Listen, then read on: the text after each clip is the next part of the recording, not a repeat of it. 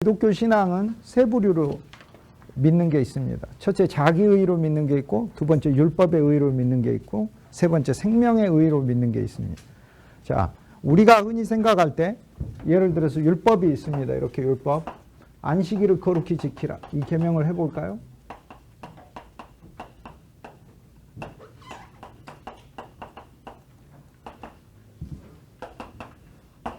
안식일을 지키라. 이 계명이 있죠. 자, 많은 사람들이 저 계명을 보고 내가 안식일을 지켜야 되겠다 이렇게 생각합니다. 그거를 기독교라고 생각하는데 그건 기독교가 아닙니다. 그건 유대교입니다. 내가 안식일을 지켜야 되겠다. 이게 유대교입니다. 왜 그러냐 하면 안식일을 지키라라는 계명과 내가 만나기 때문에 그렇습니다. 그러면 기독교는 뭐냐면 안식일을 지키라는 이 계명과 나 사이에 누군가 필요하다는 것을 내가 보는 거예요. 이 계명과 나 사이에 필요해요. 누군가가. 왜냐하면 저 계명은, 율법의 모든 계명은 기본적으로 바울이 로마서 7장에 이야기하길 율법은 예를 들어 탐내지 말라. 이 계명은 우리한테 탐내지 말라는 하나님의 요구만 말하는 게 아니라 하나님의 어떤 계명도 이 땅에 있는 모든 인간이 이룰 수 없는 엄청난 계명이에요. 반대로 그러면 왜 우리가 이룰 수 없느냐? 그것은 우리가 그만큼 타락했기 때문이라는 거예요. 그러니까 하나님의 어떤 계명이라도 하나님이 우리에게 요구하신 성경 전체에 있는 어떤 계명이라도 그 계명은 인간이 성취할 수 있는 계명이 아닙니다. 하나님이 그 계명을 주시는 것은 이 계명의 반대 상태가 우리 상태임을 하나님이 폭로하시기 위해서 이 계명을 주시는 거죠. 무슨 얘기냐면 인간에겐 첫째, 안식이 없다. 두 번째, 인간은 스스로 안식일이라는 것을 지킬 수 없다. 그리고 세 번째, 안식일을 지킴으로 하나님께 영광을 돌리는 건데 인간은 기본적으로 하나님께 영광을 돌릴 수 있는 존재가 아니다라는 것을 가르쳐주기 위해서 이 계명을 준 거예요. 자, 조금 더 쉽게 얘기를 해보겠습니다. 안식일을 지키라라는 이 계명을 주었더니 많은 사람들이 이렇게 생각을 합니다. 안식일을 지켜야 되는 건 이런 거다. 유대인들이 그렇게 생각하죠. 첫째, 2,000보 이상을 걷지를 않고 무거운 거는 몇 킬로그램 이상을 들지를 않고 이런 게 안식일을 지킨다고 생각했어요. 그런데 예수님이 오셔가지고 안식일을 지키는 건 그런 게 아니라는 것을 가르쳐 주셨어요. 예수님이 오셔서 안식일을 지킨다는 이 개념은 쉽게 얘기해서 그리스도라는 그분을 통하지 않고서는 안식일을 지킬 수 없다는 것을 예수님이 말씀해 줬어요. 모든 율법은 하나님께서 우리에게 직접적으로 성취하시는 것을 말씀하는 게 아니라 어떤 한 존재를 통하여 이것이 반드시 성취되는 하나님의 명령이에요. 그러니까 우리는 저 계명을 지키기 위해 어떤 한 존재를 반드시 만나야 돼요. 그게 그리스도 예수예요. 그러면은 안식일을 지키기 위해 우리는 그리스도 예수를 왜 만나야 하는가? 자, 우리가 생각할 때 안식일을 지키라라는 이 계명을 가지고 우리식의 종교를 만들어냈어요. 그게 유대교이고 지금의 기독교도 마찬가지로 우리식의 종교를 만들어냈어요. 그런데 그리스도가 오셔서 뭐라고 말씀해요? 누가복음 6장에 보면 안식일을 지키라라는 이 계명을 가지고 안식일에는 추수하거나 노동을 하면 안 되죠. 그런데 예수님과 제자들이 들에 나가가지고 밀이삭을 잘라가지고 드셨잖아요. 그러니까 유대인이 뭐라고 고발합니까? 안식일을 어겼습니다라고 이렇게 고발을. 예수님은 율법을 어기시는 분이 아니에요. 율법은 절대 어기시지 않아요. 예수님 율법을 성취하시는 분이지. 예수님 보고 율법을 어겼다고 이야기하는 건 안식일에 추수하면 안 된다고 규정한 유대인들이 자기들이 규정해놓고 예수님 보고 어겼다고 하는 거지. 예수님은 하시는 모든 일이 우리한테 안식을 주시는 일이에요. 그러니까 예수님이 하는 모든 일은 안식을 우리한테 주시는 일이기 때문에 예수님이 하는 행동 자체가 안식일을 지키는 일을 하고 계셔요. 왜 안식일을 지킵니까? 예수님과 제자들이 배가 너무 고팠잖아요. 그래 안식이 있습니까? 배고픈데 무슨 안식이 있습니까? 예수님은 우리를 먹이시기 위해 오셨고 예수님 자체가 참 떡이신데 그러니까 예수님은 배고픈 제자들을 들로 데려가서 이삭을 잘라 먹이게 하는 것 자체가 안식을 주시는 일을 하고 계시는 거예요. 배고픈 인생들에게 참 안식을 주시는 거죠. 그래서 유대인들이 계명을 가지고 자기들이 마음대로 진술해서 생각하는 것은 그것은 계명을 주신 분 자체가 그리스도 예수인데 골로새서 1장 15절에 만물이 그리스도 안에서 창조되고 그리스도를 통해 존재하고 있고 그리스도를 향해 가고 있고 만물의 목적이 그리스도 예수이고 우리는 그리스도를 위하여 존재한다고 얘기하잖아요. 그러니까 심지어 그분은 만물을 창조하신 로마서 9장 5절에 세세히 영광 받으실 하나님 자체이신데 안식일을 거룩히 지키라라는 저 계명의 본 뜻은 그리스도만이 아시는 거예요. 우리가 아는 게 아니고. 그러니까 안식일이 진짜 거룩히 지켜지는 이것은 그리스도 예수를 만났을 때만 저 계명이 우리에게 성취되는 거예요. 그래서 구약에 있는 모든 계명은 단 하나의 계명도 그리스도 예수가 없이는 성취되지가 않습니다. 그러면 주님은 이제 어떤 역할을 하시나요? 첫째, 우리한테 오셔서 안식이 되시죠. 아멘. 그러니까 그리스도 예수를 만나지 않고서는 어느 누구도 안식이 없어요. 죄로부터 안식이 없고 인생의 불행으로부터 안식이 없고 자기 미래, 자기 운명으로부터 안식이 없어요. 저주로부터 안식이 없어요. 환난과 고난으로부터 안식이 없어요. 그리스도를 만나지 않고서는 내 영혼 평안해, 평안해. 이 자체 찬송이 불가능하게 되는 거예요. 그거는 무의미한 거예요. 그러니까 그리스도 예수라는 그분이 실제로 우리 안에 안식으로 있을 때만 우리는 내 영혼 평안해, 평안해. 큰 풍파로 무섭든지 아니면은 큰 파도로 인해서 큰 환란으로 인해서 내가 불안하든지 결국에는 내 마음 안에 그 불안의 요소를 이기고 참 안식이 찾아온다는. 그러니까 우리가 생각하는 어떤 율법의 종교적 개념을 내가 정하고 지키는 것이 기독교가 아니고 이 계명의 실제를 제공하는 한 존재를 하나님이 창세 전에 정하셨고 그것을 만나는 게 기독교예요. 그것을 만나는 게 본질이에요. 자, 그러면 저 계명에 대해 예수님이 와서 뭐라고 설명합니까? 구약에 있는 사실은 저 계명만이 아니라 구약에 있는 모든 계명은 그리스도 안에서 다 성취되게끔 하나님이 정해 놓으셨어요. 그건 여러 의미인데 그 의미는 잠시 후에 살피고 그러면 쉽게 이 계명만 보도록 할게요. 이 계명은 그리스도 예수 아니고서는 성취가 안 돼요. 첫째, 그리스도 예수가 안식이기 때문에 그러고 두 번째, 그리스도 예수가 안식일이라고 하는 그분이 참 날이기 때문에 그래요. 그분이 참 빛이기 때문에 그래요. 그러니까 그리스도 예수를 만나지 않고서는 안식일이 아닌 거예요. 히브리서 4장에 뭐라고 해요? 여호수아가 우리에게 안식을 주었다면 여호수아가 구약 성경에 여호수아가 우리에게 안식을 주었다면 신약의 안식일이라는 게 새로 있어야 될 이유가 없다. 히브리서 기자가 이렇게. 왜? 그들이 우리에게 준 것은 안식일의 모형을 준 것이지 안식일의 실제를 준 게 아니다 이 말이에요. 제가 어렸을 때 자동차 어린아이들 다 좋아하듯이 저도 좋아했어요. 그런데 시골에는 장난감 가게가 없습니다. 우리 아버지가 도예지에 나가셨다가 도예지에서 그 큰 시에 장난감 가게 하나 있는 데서 장난감 자동차 하나를 사가지고 저한테 선물하셨어요. 제가 한 5살, 4살 된 것 같은데 밤새 이부자리 위에서 그거 가지고 놀았던 기억이 있어요. 너무 좋아가지고. 모형. 구약에 나타난 모든 것은 하나님이 우리에게 준 실제가 아니고 모형입니다. 그리스도 안에서 성취된다는 것을 가르쳐 주시기 위한 모형입니다. 그러니까 그 수천 년 동안 이스라엘 백성들은 안식일을 지킨 이유가 뭐였냐면 참 안식이 오도록 기도하는 것이었어요. 참 안식이 오도록. 그래서 그리스도가 왔을 때 참 안식이 온 거죠. 그러면 우리는 어떻게 되냐? 우리는 그리스도 예수를 소유했으니까. 골로새서 1장 27절 우리 안에 계신 그리스도 영광의 소망이라. 그래서 그리스도 예수를 이미 소유했기 때문에 우리는 이미 안식이 있는 거죠. 그래서 하나님이 말씀하신 모든 계명은 예수 그리스도 안에서 성취하게끔 정해놓은 원칙 때문에 그리스도 예수가 반드시 계셔야만 율법은 성취되는 것이다. 그리스도가 첫째 안식이고 그리스도가 첫째 날이고 거룩히 지키는 것도 우리 노력으로 안 돼요. 그분이 거룩 자체예요. 그러니까 주 예수님과 함께 있는 것은 이미 그 자체가 안식을 지키는 거예요.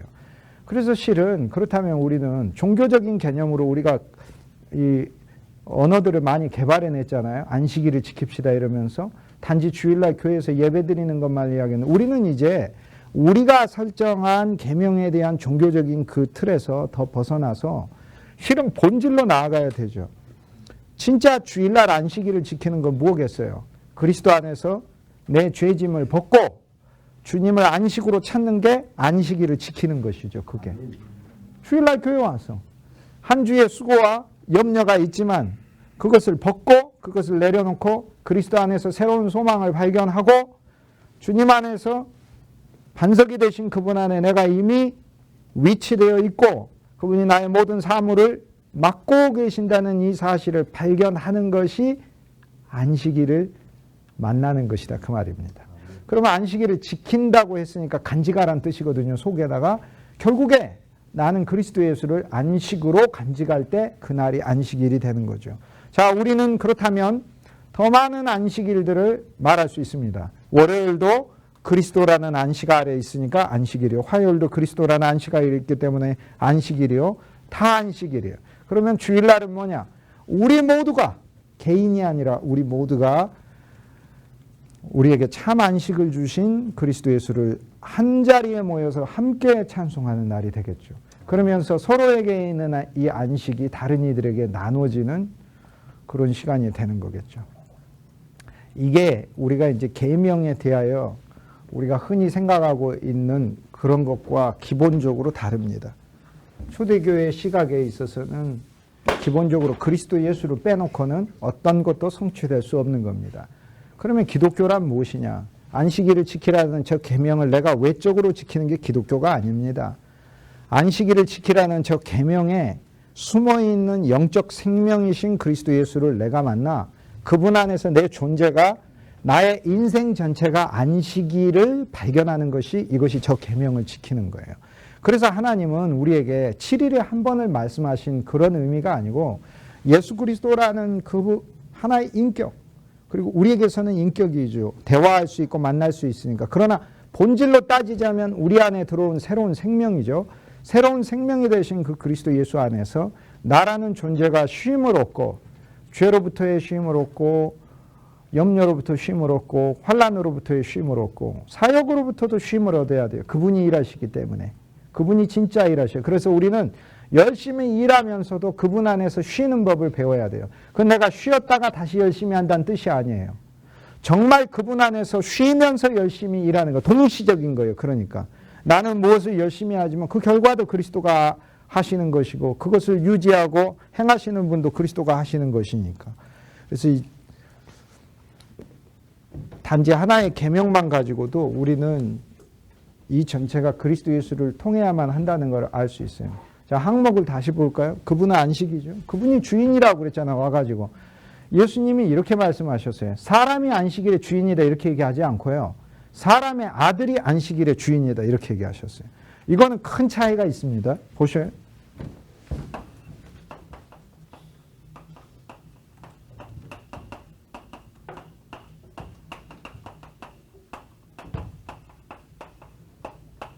사람의 아들이 안식일의 주인이에요. 사람의 그 아들이에요. 원문대로 하자면 사람의 그 아들이 안식일의 주인이에요. 두 번째,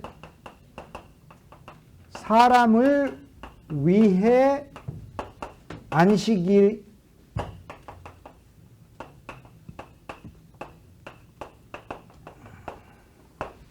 사람을 위해 안식일이 있다 이렇게 말씀하셨죠. 사람을 위해 안식일이 있어요. 저 사람은 우리입니다. 저 사람의 아들은 누굽니까? 그리스도 예수죠. 그러니까 예수님은 안식일이라는 것을 우리를 위해 만드셨다는 것이고, 그런데 예수님이 만드신 제정하신 이 안식일의 진짜 주인, 쉽게 얘기해서 안식을 주고 안식을 주관하고 안식을 총체적으로 관할하는 한 존재가 사람의 아들이신 그리스도이신 거죠. 그러면 왜 예수님은 나 예수가 안식일의 주인이다 이렇게 말씀 안 하시고 왜 사람의 아들, 인자, 왜 사람의 아들이 안식일의 주인이라고 했을까요? 이게 이제 뭐 솔직히 말하면 성경에 제일 어려운 부분이긴 한데, 그러나 저와 여러분은 이 의미를 알 수 있습니다. 성경에서 그분이 하나님이신데 하나님의 아들이라고 할 땐 여기에 답이 있습니다. 그분은 하나님이시죠. 세세의 영광 받으실 하나님이에요. 도마가 고백했듯 나의 여호와시요 나의 하나님이시요. 그리스도 예수는 우린 삼위일체를 믿기 때문에 그분이 하나님이세요. 그런데 그분은 하나님이며 하나님의 아들이에요. 쉽게 얘기해서 그분이 하나님이며 하나님의 아들이라는 것은 하나님이란 거 하나님 자체라는 거고, 그분이 하나님의 아들도 되시는데 하나님이며 하나님의 아들 된다는 건 뭘 이야기하냐면 하나님에 있는 모든 것을 상속받아서 소유하고 있는 존재란 뜻이에요. 그래서 하나님에게 있는 모든 것을 상속받아 아들로 우리에게 오셨는데 그분이 아들 되심도 우리를 위한 거예요. 왜냐하면 우리가 하나님의 아들 돼야 되니까. 그러니까 예수 그리스도 안에 있는 모든 본질은 하나님이신데 그분이 무언가 되시는 것은 다 우리를 위한 거예요. 왜냐하면 그분이 하나님의 아들이 돼야 그리스도 예수는 바로 우리를 의미하니까 그리스도 예수가 하나님 아들이 돼야 우리도 하나님 아들이 되는 것이기 때문에. 그래서 그리스도 예수가 하나님 아들이라는 건 하나님 아버지에 있는 모든 것을 아들이 아버지에게 상속받듯 다 상속받았다는 뜻이고, 자, 거꾸로 이제 그분은 사람으로 오셨죠. 그런데 그분의 사람의 아들이란 얘기가 뭐겠어요? 여러분에게 아들이 있고 자녀가 있다는 게 여러분의 새로운 기회잖아요. 우리 새로운 기회잖아요. 저는 저에게 있는 자녀들을 보며 제 인생이 다시 새로 시작되는 것을 봐요. 그러니까 우리는 우리 자녀들에게 무엇을 이야기합니까?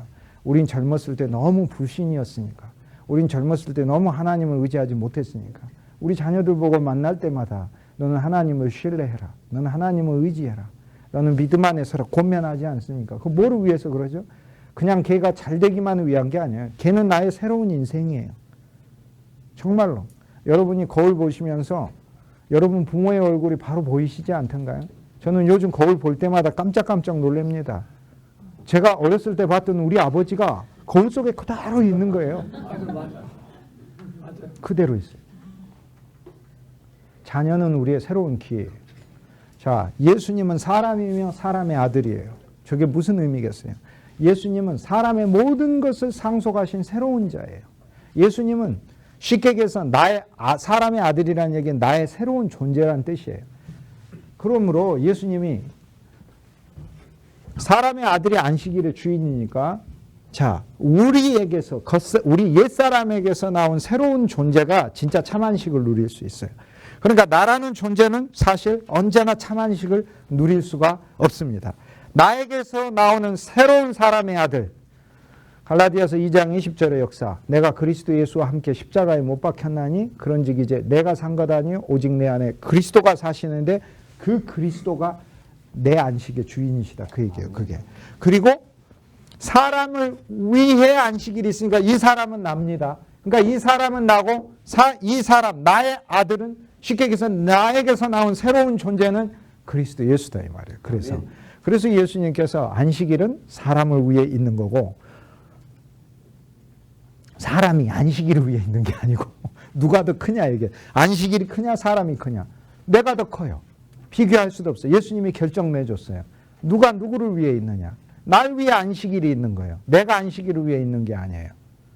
그런데 이 안식일을 진짜 나한테 줄 수 있는 권력, 안식일에 대한 권력, 안식일에 대한 주관자, 안식을 나한테 진짜 넣어주고 안식을 조성해주고 이 안식에 대한 모든 일을 관리할 수 있는 그 안식일의 주인이 누구라고요?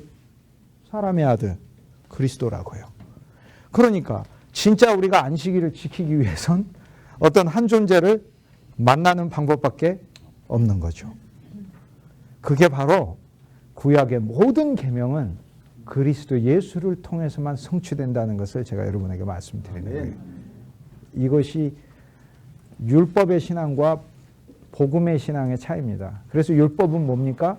안식일을 지켜라. 내가 안식을 발견하려고 그러고 내가 안식을 만들려고 그러고 내가 안식일의 주인이 되보려고 하는 거고 내가 그 계명을 성취해 보려고 하는 거고, 복음은 뭐예요? 기쁜 소식이니까 누군가가 내가 해야 할 모든 일들을 다 이루셔서 나한테 은혜라는 말이 뭐예요? 거저 주시고 선물해 주었다는 얘기 아닙니까? 그러니까 그리스도 예수를 내가 만났는데 그분은 나의 죄사함만 주시는 분이 아니고 안식을 주러 오는 분이 되셨잖아요. 안식. 그분은 안식일이 되시니까 나를 그분 안에 있게 하시고 나를 안식일 자체가 되게 하시고, 그래서요 진짜로 우리는 매일매일을 안식일로 그리스도를 누릴 수 있게 하는 거죠. 그렇다면 여러분 주일날 여기서 이제 목회하고 사역하는 많은 하나님의 귀한 종들이 있는데, 그러면 여러분은 주일날 여러분의 성도를 어떻게 해야 되는가? 참 안식이신 그리스도 예수를 만나게 하여 그들의 월요일도 화요일도 수요일도 목요일도 금요일도 그들이 세상 안에 있을 때 그들이 그리스도 안에서 환란이 오건 위험이 오건 풍파가 오건 그리스도 안에서 안식할 수 있게 만들기 위해서 예배를 드리는 거죠. 이게. 그런데 이 안식은 이제 실제 그리스도 예수가 주시는 거고, 복음은 무엇이냐? 그리스도 예수가 우리에게 이미 이 안식을 가지고 들어오셨다는 것을 믿는 게 복음이죠. 그러면 우리는 율법의 전파자냐 복음의 전파자냐, 이제 전파로 따져볼게요. 율법의 전파자는 뭐예요? 당신이 안식을 만드시오. 당신이 안식일을 지키시오. 당신이 안식일을 거룩하게 하시오. 이거죠. 복음은 뭡니까? 그리스도 예수가 우리 안식이요. 당신이 예수님을 영접해서 당신 안에 안식이 있고 당신의 모든 날이 안식일이며 우리의 모든 날 동안 주님이 우리를 쉬게 하시고 우리가 염려하고 근심하고 걱정하는 그것까지도 그분이 지고 계시기 때문에 나는 매일매일 주님 안에서 안식할 수 있는 거죠. 이것이 바로 그리스도 예수하고 계명하고 연관된 것이다. 복음을 선포하느냐 율법을 선포하느냐 이런 것이죠. 그래서 오늘날의 많은 기독교의 많은 면들이 계명의 외적인 면들에 머물러서 유대교의 또 하나의 재현이 되어 있습니다. 우리는 그리스도 예수라는 그 한 분을 통하여 이 모든 계명들이 해석되고 만나지기로 하나님이 정하셨다는 거죠. 자, 우리가 기독교를 생각할 때 기독교는 계명들이 있으면 이 계명들을 내가 지키는 거라고 생각을 하는데요. 그건 유대교입니다.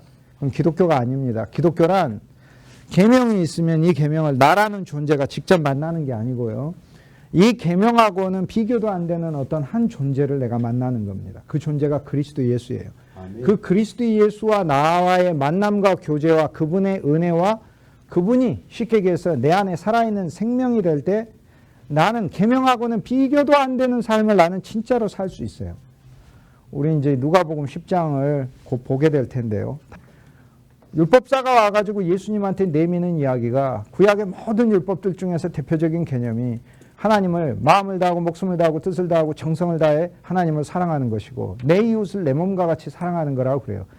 그런데 우리는요 이 계명을 지키기 위해서 주님이 오신 게 아니에요. 이 계명을 위한 거라면 주님이 오실 필요가 없어요. 왜? 모세의 율법에 신명기 6장에 2절에도 12절에도 나와 있기 때문에 이 귀절만으로 충분한 거지. 예수님이 와서 뭐하러 반복하려고 이 말씀을 하러 오십니다. 예수님은 모세 흉내 내려고 오신 게 아니고 이것을 우리 안에 이루실 수 있는 생명을 주러 오신 거예요. 이것을 우리 힘으로 절대 할 수 없는 일이니까. 그 귀절은 무시무시한 귀절이에요. 홀로스라는 헬라어 단어. 홀로스 카리디아. 내 모든 마음을 다해. 내가 어떻게 모든 마음을 다해 하나님을 사랑하고 홀로스 수게 내 모든 목숨을 다해. 내가 어떻게 모든 목숨을 다해 하나님을 사랑하고 홀로스 디아노이아 내가 어떻게 모든 홀로스 무시무시한 단어예요. 무시무시한 단어가 내게 이렇게 쏟아져요. 하나님이 이 계명을 우리에게 주시는 것은 우리라는 타고난 존재가 도저히 이 계명을 성취할 수 없는 하나님을 사랑할 수도 없고 사랑하지도 않으며 하나님을 향하여 우리의 마음이 언제나 냉담한 타락한 존재라는 것을 가르쳐주기 위한 기준이에요. 이 계명은. 예수님의 기준은 그런 기준이 아니에요. 인간이 하나님을 마음을 다하고 목숨을 다하고 뜻을 다하고 정성을 다해야 사랑하는 인간 종교를 만들기 위해 그리스도가 오신 게 아니고 그게 율법사 생각이에요. 하나님께서는 거꾸로 하나님이 우리를 마음을 다하고 목숨을 다하고 뜻을 다하고 정성을 다해 하나님이 우리를 사랑하시는 하나님의 신앙을 우리한테 주려고 예수님이 오신 거예요. 그러니까 이게 인간이 안 되기 때문에. 그래서 우리는 이웃을 내 몸처럼 사랑하는 신앙 정도가 아니에요. 예수님은 우리에게 세 계명을 주셨는데 이웃을 자신의 몸처럼 사랑하라고 했어요. 우리는요 이웃이 내 몸으로 보여서 사랑하는 게 아니라 내 몸하고는 비교도 안 되는 예수 그리스도의 몸으로 보여야 그리스도의 지체라고 했잖아요. 그리스도의 몸이라고. 그러니까 구약은 이웃이 누구로 보이는 거예요? 나로 보이는 거고 신약은 뭐예요? 내가 있어요. 나는 그리스도 예수의 십자가에 못 박혔고 내 안에 누가 살고 그리스도 예수가 살고 이웃이 누구로 보여야 되는 거예요? 예수 그리스도로. 그런데 구약의 그 수준하고 신약의 수준이 비교가 됩니까? 구약은 내 몸처럼 보여서 사랑하는 거고 신약은 그리스도처럼 보여야 돼요. 그런데 아니 이웃이 내 몸처럼 보여서 사랑하는 것 자체도 안 돼요. 이게 이웃을 자세히 이렇게 보다가 보면 교회 생활하면 함께 한 교회를 다니면서도 함께 신앙생활하는 사람들이 내 몸처럼 보이기는커녕 인간 쓰레기처럼 보이는 경우도 얼마나 많은데 그게 됩니까? 근데 우리는 예수님이 오셔서 우리한테 얘기하는 건 인간 쓰레기로 보이는 게 아니고 그리스도로 보여야 된다는 거예요. 그리스도로. 그러면은 이것은 누구의 신앙과 누구의 종교를 위한 건가? 그 사람이 그리스도로 바뀌어야 되는 건가? 아니면 내 눈에 그 사람 속에 있는 어떤 그리스도가 보여야 된다는 건가? 둘 중에 하나겠죠. 둘 중에 하나겠죠. 어쨌든 예수님께서 우리에게 주신 계명은 구약의 계명과도 달라요. 그런데 내 이웃이 내 몸으로도 안 보이고 쓰레기로 보이는데, 아니 예수님이 말씀하신 그리스도의 몸으로 어떻게 내 이웃이 그리스도의 몸으로 보이냐고. 내 이웃에게서 그리스도를 볼 수 있는 이것은 율법의 수준이 아니라, 그러니까 예수님은요 우리에게 오셔서 내 이웃을 내 몸처럼 사랑하라 이 계명 가르쳐주러 오신 게 아니에요. 네 이웃이 그리스도 예수 그분 자체로 보이기까지 우리를 변화시키시고 우리 안에 그분의 사랑과 은혜와 생명을 가득 넣어서 우리로 넉넉히 이웃을 그리스도로 볼 수 있게 우리 눈까지 바꿔주셔서 그래서 그리스도로 사랑할 수 있게 하시려고 오신 거예요. 그래서 예수님은 구약의 계명 정도 이루려고 온 삶이 아니에요. 그런데 여기에 또 복음이 있잖아요. 왜요? 우리 주위에 있는 많은 사람들이 쓰레기처럼 보이고 심지어 우리 가족들도 그렇게 보일 때가 많아요. 남편이 아내를, 아내가 남편을. 그런데 우리가 만난 주 예수님은 우리를 바꾸신대잖아요. 나를 바꾸시고 그들도 바꾸신대잖아요. 그들 안에 그리스도가 있게 하시고 나도 내 눈을 바꾸셔서 시간을 뛰어넘어 공간을 뛰어넘어 영원 가운데 이미 완성하신 그리스도 예수의 변화의 사역, 놀라운 사역을 나로 하여금 보게 하셔서 내 주위에 있는 많은 사람들이 그리스도의 몸으로 보이게 하신대잖아요. 그럼 얼마나 내 삶이 행복하겠어요. 우리가 진짜 주위에 쓰레기 같은 인간들만 있을 때 정말 괴롭지 않던가요? 그러나 주님이 우리의 눈을 열어주셔서 우리 주위에 너무나 사랑스러운 그리스도의 몸으로 다 보이는 사람들만 주님이 우리를 놓으신다면 얼마나 행복하겠어요. 아멘. 그런데 그런 변화의 역사도 그리스도가 일으키신다는 거죠. 결국 주님이 우리에게 약속하신 것은 그 복음 안에는 우리의 행복도 들어있는 것이다. 이렇게 얘기할 수 있습니다. 자, 율법의 두 번째 차원 이제 보도록 하겠습니다. 또 우리가 기독교 신앙에서 엄청나게 오해하는 부분 또 보도록 하겠습니다. 바울이 로마서 7장에서 율법에 대하여 이야기하면 유명한 장이죠.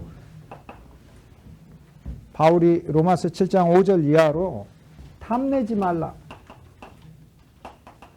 말라라는 계명을 예로 들며 탐내지 말라라는 계명이 아니고선 내가 탐심을 알지 못하였느니라 라고 얘기를 해요. 아니 이건 조금 말이 이상한 말 아니에요? 아니 탐내지 말라는 계명이 있어서 우리가 탐심을 압니까? 그럼 우리는 그 계명 이전에도 어렸을 때부터 우리 부모님이 욕심내면 야 너 욕심내네? 이렇게 얘기를 해서 원래 알아요. 그러니까 하나님이 탐내지 말라 계명을 주시기 전에 우리는 탐심을 알고 있는데 근데 왜 바울은 탐내지 말라라는 계명이 아니고선 내가 탐심을 알지 못하였느니라 라고 얘기를 하는 걸까요? 그건요.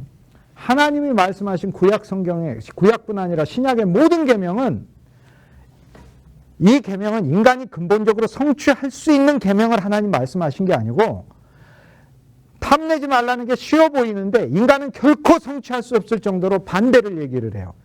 엄청나게 타락한 존재라는 것을 얘기를 해요. 거꾸로. 그래서 바울이 이 계명이 아니고선 쉽게 얘기해서 이 계명은 율법인데 율법은 우리에게 행위를 요구하는 계명이지만 행위만이 아니라 하나님은 이중적, 삼중적으로 율법을 사용하죠. 첫째, 탐내지 말라라는 행위를 요구하는 계명으로 사용하고 두 번째, 너는 도저히 이 계명, 이게 내가 너한테 원하는 수준, 탐심이 없는 수준인데 이 계명을 너는 네 힘으로서는 지킬 수 없을 정도로 너는 탐욕에 머리부터 발끝까지 젖은 존재다. 라는 것을 하나님은 우리에게 고발하는 폭로하시고 심판하시는 기능으로 율법을 사용하는 거예요. 그러니까 바울이 그 계명을 보면서 탐내지 말라라는 그 계명을 보며 내 안에 탐심이 실제하다는 사실을 저 계명을 보면서 나는 바로 깨닫는 거예요. 그러니까 하나님이 나한테 말씀하시는 모든 계명은 거꾸로 나한테 다 없다는 것을 내가 고백하는 것을 말해요. 원수를 사랑하라. 하나님이 그렇게 나한테 말씀하시면 나는 바로 나는 머리부터 발끝까지 원수를 사랑할 수 있는 존재가 아님을 하나님 앞에 발견하고 하나님 앞에 회개하는 거예요. 그래서 원수를 또 사랑해보겠다고 하는 것도 아니에요. 또 율법은 스스로 지킬 수 있는 계명이 아니니까. 그래서 여기에서 율법은 율법의 기능이 있어요. 율법으로는 하나님이 우리 입을 막게 하시고 로마서 3장에 쉽게 얘기해서 율법의 계명을 놓고 하나님은 우리로 하여금 탐내지 말라. 거짓 증거하지 말라. 살인하지 말라. 어떤 계명이 있으면 나는 사람을 안 죽였는데? 근데 예수님이 얘기하시잖아요.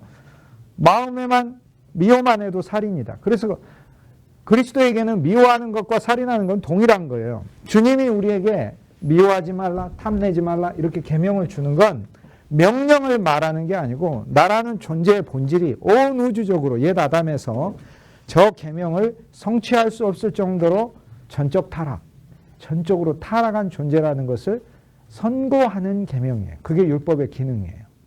그러면 율법은 이중 기능으로 하나는 요구하죠. 탐내지 말라고. 그런데 나는 절대 못 지키죠. 이게 우리 운명이잖아요. 절대 탐내지 말라. 요구하는 계명과 요구의 기능과 나는 절대 이룰 수 없다고 하나님의 성품을 계시하는 기준을 동시에 말하고 있거든요. 그리고 율법의 모든 그 계명들은 우리 자체 인간이 도저히 이룰 수 없는 상태들을 말하는 계명들이에요. 전부 다 사실상. 다. 우리는 살인을 육체로 안 하지만 마음으로 수없이 살인하기 때문에 우리는 마음으로도 이 계명들을 도저히 이룰 수 없는 상태에 있다는 것을 우리는 이미 알고 있어요. 그래서 율법의 신앙은 뭘 이야기하냐면 탐내지 말라 이걸 놓고 내가 스스로 탐내지 안 해보려고 노력하는 것을 율법의 신앙이라고 그래요. 그러면 이것은 성공하겠습니까? 실패할 수밖에 없죠. 왜요? 계명은 요구하지만 계명을 만날 수 있는 힘이 없어요. 나한테.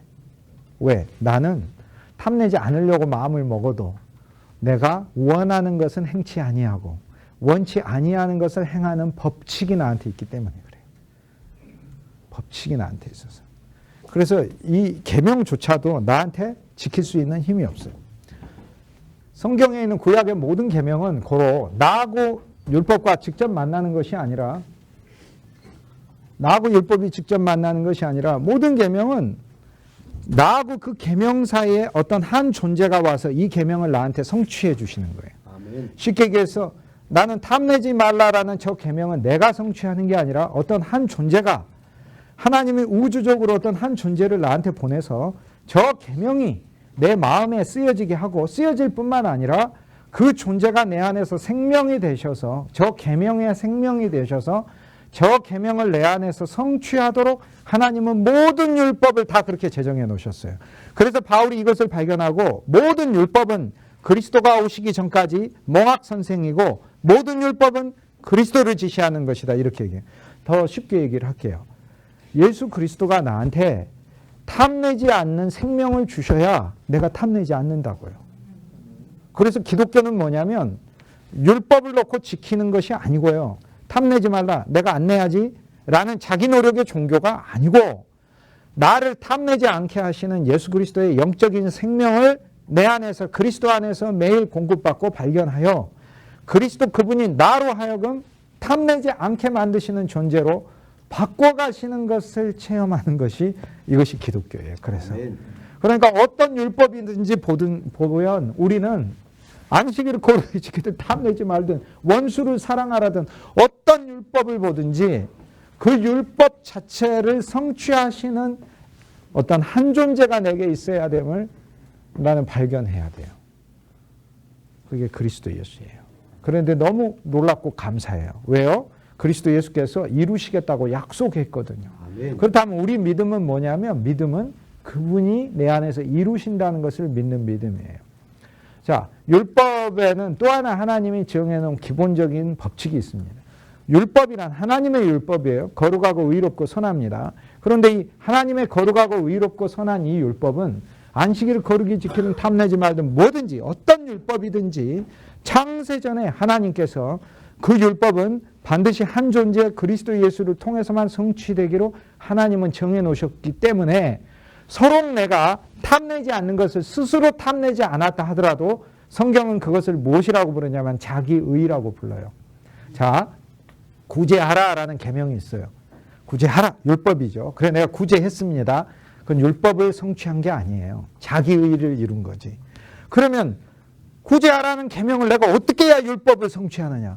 율법을 누구를 통해 성취한다고 그랬어요? 그리스도를 통해. 그러면 내가 구제를 할 때 누구를 통해 구제하는 거예요?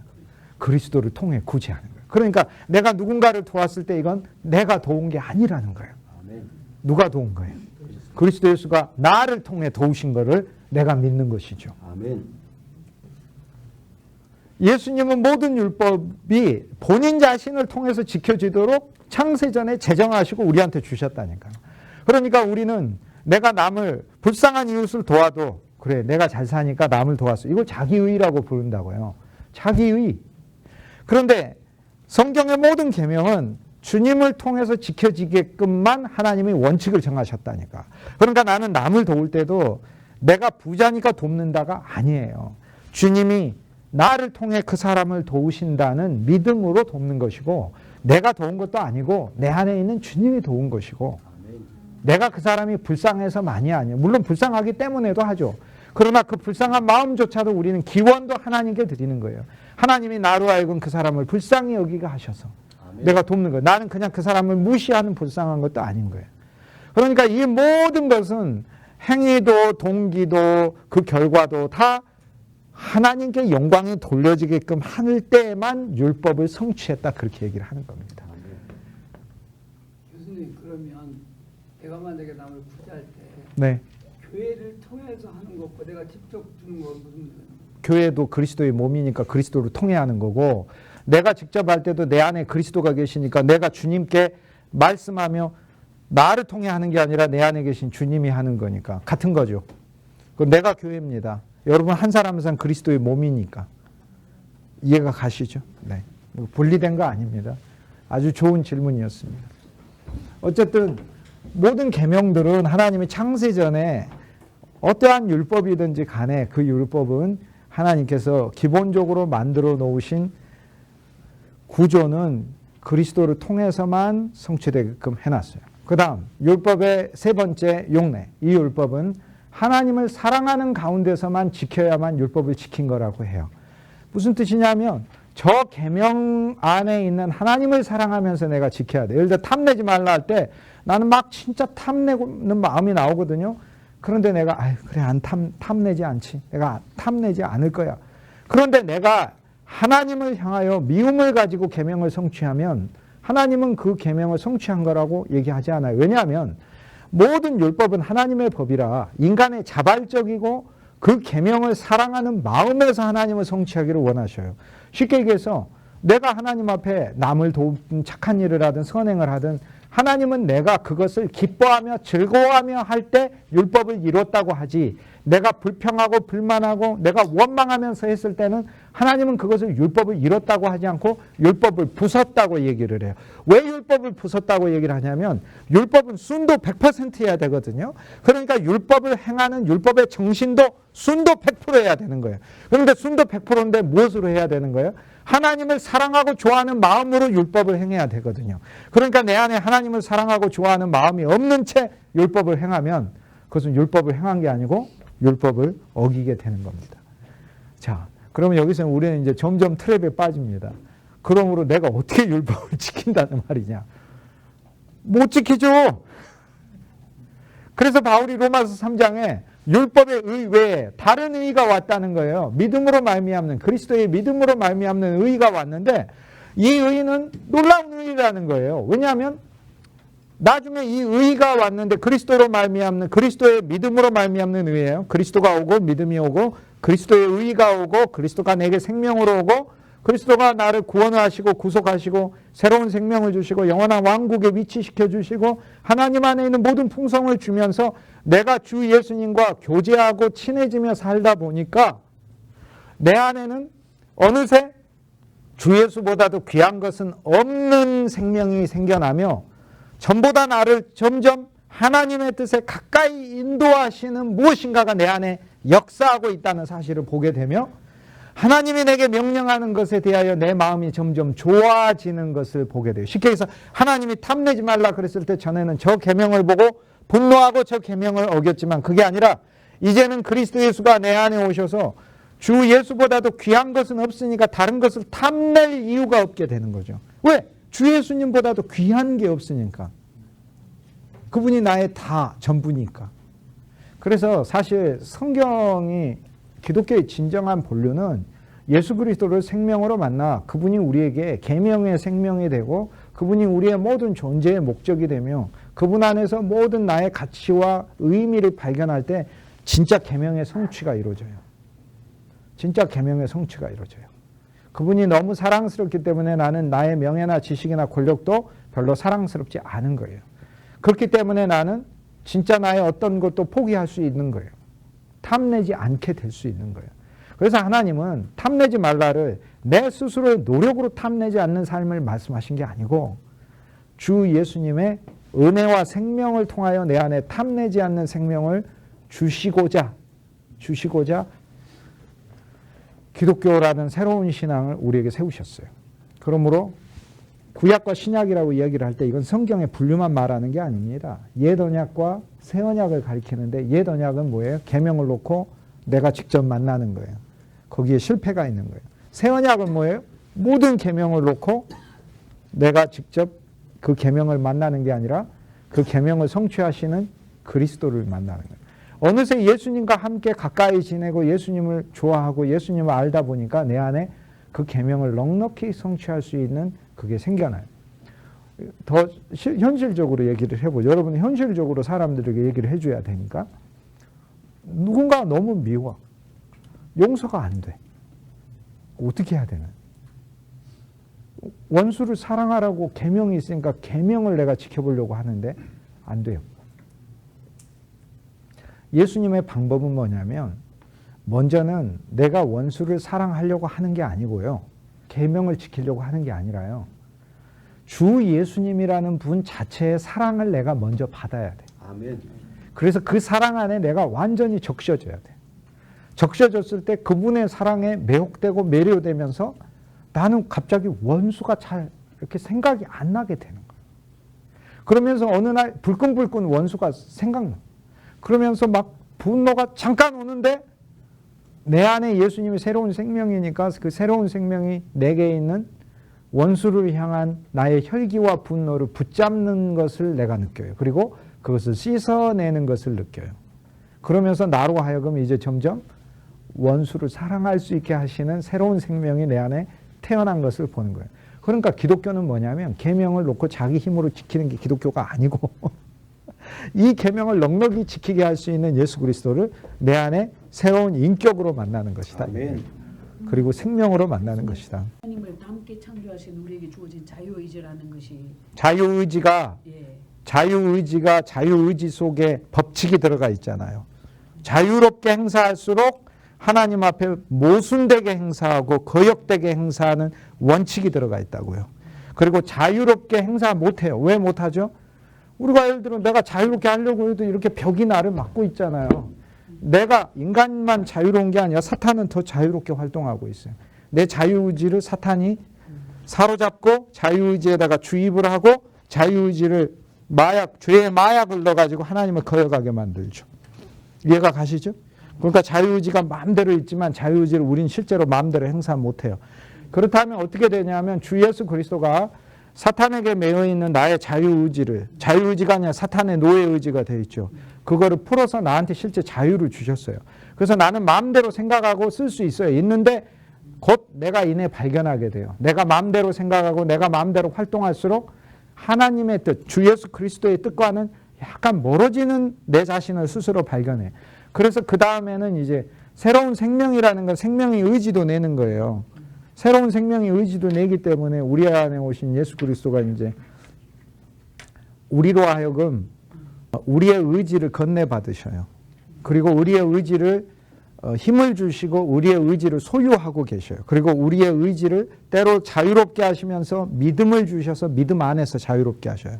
그래서 믿음 안에서 이미 그리스도를 통하여 자유해진 우리의 의지는 주님을 향하여 좀 더 자유롭게, 주님을 향하여 좀 더 기쁘게 사용할 수 있는 것이죠. 그런데 저는 많은 경우에 제 의지를 넘겨주기를 좋아해요. 오히려 주님께 넘겨주기를 좋아해요. 그런데 자유의지가 아니고 간에 그런 차원이 아니에요. 왜냐하면 우리의 의지의 존재만이 아니에요. 제일 우리를 힘들게 하는 건 감정이기도 해요. 의지가 아니고. 의지로 되는 것도 아니고 내가 뭘 뜻한다고. 그러니까 또 의지하고 전혀 별개의 영역이 생각이 있어요. 생각은 의지가 아니에요. 막 자기가 막 드는 것이니까. 근데 생각하고는 전혀 다르게 내 몸속에서 나오는 감정도, 나를 절망에다가, 나를 실망과 염려에다가, 공포에다가 집어넣는 감정은 또 다른 영역이에요. 그러니까 의지 가지고 말하는 차원이 아니에요. 지금 현재.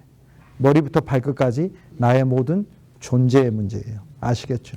모든 존재에 그리스도가 필요한 거예요. 모든 존재.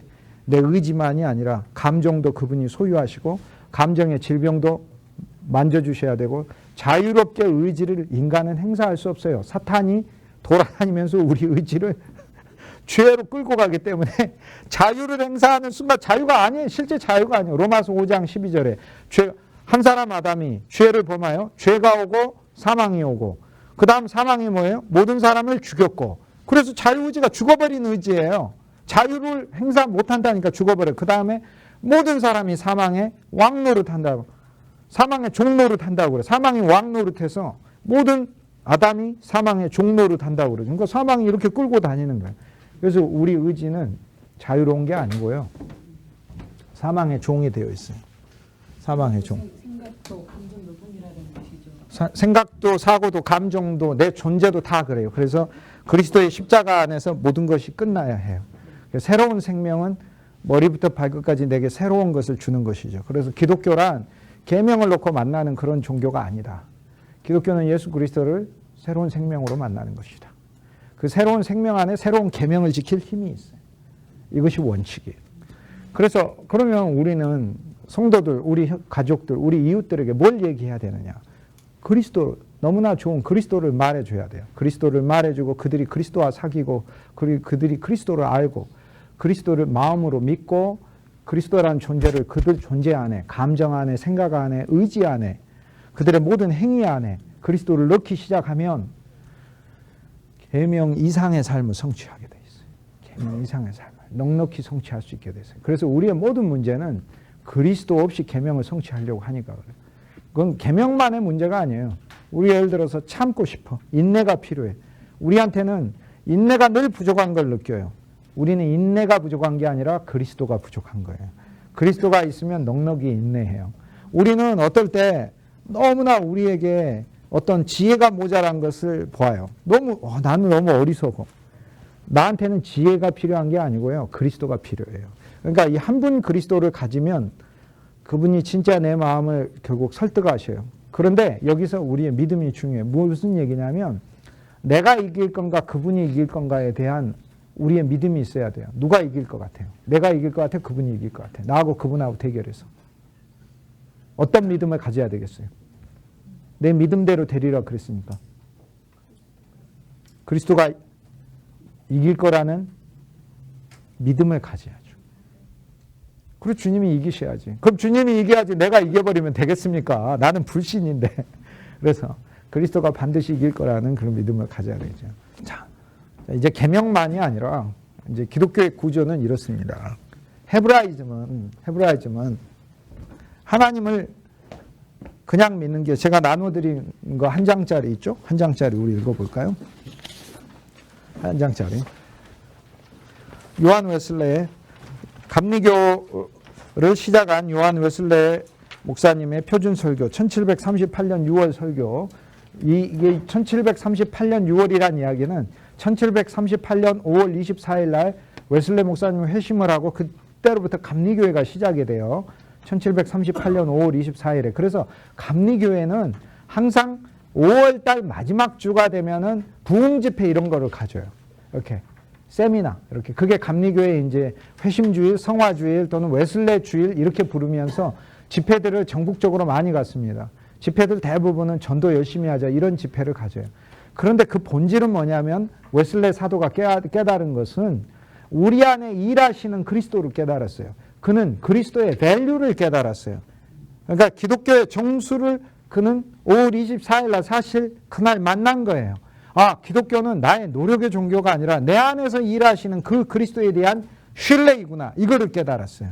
그리고 그분을 신뢰하는 그 믿음 아래서 나는 정말 하나님이 내게 주신 모든 사역의 풍성과 열매와 분복을 누릴 수 있다고 믿게 됐어요. 그러니까 그날 믿음도 선물로 받고 은혜도 선물로 받고 구원도 선물로 받고 사역에 대한 새로운 비전도 다 선물로 받았어요. 그게 그리스도 안에 있는 거예요. 그리고 나서 한 달도 안 돼가지고 행했던 설교가 바로 이 설교예요. 구원받는 믿음이라는 거예요. Salvation by faith, 믿음에 의한 구원인데 제목은 어떤 믿음을 통해 구원받습니까? 소제목이 어떤 믿음을 통해 구원받습니까? 첫째, 이교도의 믿음으로는 구원받을 수 없어요. 이교도는 하나님이 계신 것을 아는 믿음이에요. 자기를 찾는 자들에게 상 주신다는 것을 이 사실도 아는 것이에요. 또한 하나님은 당신께 영광을 돌리고 모든 것으로 인해 감사드리고 이웃에게 정의 자비 진리의 덕을 실천하는 자들이 찾을 수 있다는 사실 정도를 믿는 믿음이에요. 이거 대단한 믿음이에요. 그런데 이런 믿음은 성경이 말하는 믿음이 아니다 이 말이에요. 이런 믿음은 성경이 말하는 구원받는 믿음이 아니라는 거예요. 하나님은 살아계시고 하나님 자기를 찾는 자들에게 상 주시고 하나님은 진리와 정의와 자비로 행하는 자들, 덕을 실천하는 자들에게 하나님께서는 그들에게 가까이 가신다는 것을 아는 거. 이런 믿음을 성경은 말하는 것이 아니다. 그 다음 두 번째, 마귀의 믿음으로는 구원받지 못해요. 1번 믿음이 오늘 한국 기독교가 얘기하는 유대교 믿음, 우리가 지금 이야기하는 유대교 믿음하고 비슷하죠. 우리는 지금 이교도 믿음 수준에서 머물러 있어요. 많은 경우에. 둘째, 마귀의 믿음으로는 구원받지 못해요. 마귀도 믿었어요. 마귀는 어느 정도까지 믿었냐면 마귀는 은혜롭고 보상하시고 의롭고 벌하시는 지혜와 능력의 하나님이 존재한다는 사실도 알았어요. 예수님이 하나님의 아들이라는 것도 알았고 세상을 구할 그리스도라는 사실도 마귀는 알았어요. 그래서 이렇게 말합니다. 당신이 누구인 줄 아노니 하나님의 거룩한 자녀이다. 마귀는 거룩하신 분의 입에서 나온 모든 말씀과 사도들이 기록한 모든 것을 믿어요. 이게 마귀의 증언이래요. 이 사람들은 지극히 높은 하나님의 종으로서 구원의 길을 너희에게 전하는 자. 이거 마귀도 이러고 말을 해요. 하나님과 사람의 대적자인 마귀도 하나님과 그리스도가 어느 정도인지까지는 안다 그 말이에요. 그런데 이런 믿음으로 구원받는 게 아니라는 거예요. 셋째, 그리스도가 이 땅에 계실 때 제자들이 주님을 믿었죠. 그 제자들의 믿음으로도 구원받지를 못해요. 제자들은 모든 것을 버리고 그분을 따를 정도 그런 믿음이 있었어요.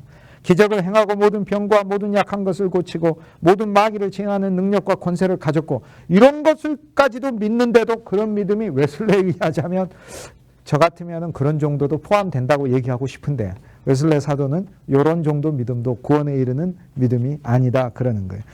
이 모든 것을 넘어서 하나님의 나라를 선포하도록 주님에 의해 보내심을 받아졌음에도 불구하고 이런 정도로 하나님을 믿어도 아니다는 거예요. 그러면 도대체 어떤 믿음을 가져야 하는 건가?